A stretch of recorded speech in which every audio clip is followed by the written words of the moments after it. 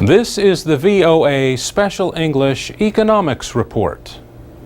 In early July, an oil pipeline broke under the Yellowstone River in the western state of Montana. The Yellowstone is America's longest undammed river. The spill happened downstream from Yellowstone National Park. The burst pipe spilled as much as 1,000 barrels of crude oil, more than 160,000 liters, into the river.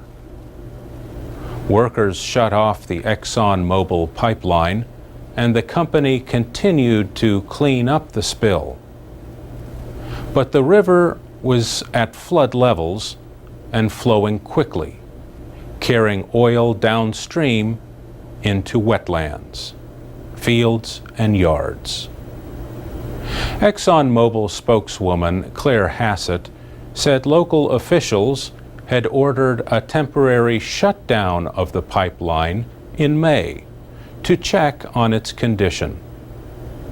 They were concerned with heavy rains and rising waters.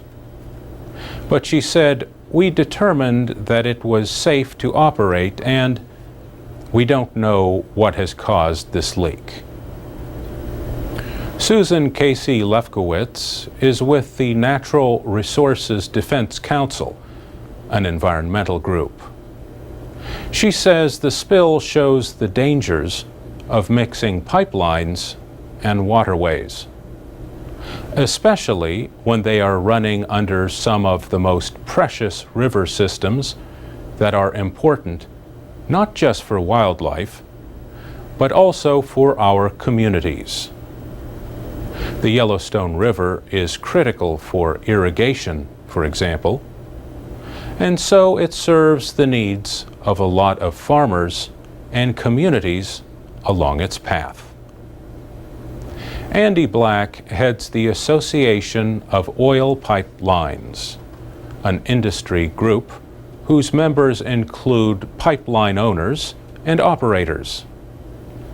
He says, "We have processes both within companies and at the associations to share learning and best practices and pursue the goal, which is zero accidents."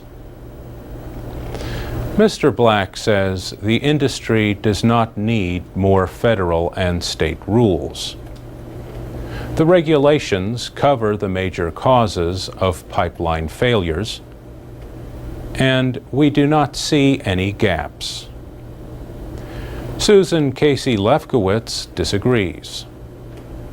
One concern, she says, is the future of the Ogallala Aquifer, a major source of water for America's Central Plains. A proposed pipeline called Keystone XL would cross the Ogallala to carry oil produced from tar sands in Canada for processing in Texas. Ms. Casey Lefkowitz says, ironically, it would actually cross the Yellowstone River, where the spill just happened. For VOA Special English, I'm Mario Ritter. For more programs and activities for learning English, go to voaspecialenglish.com.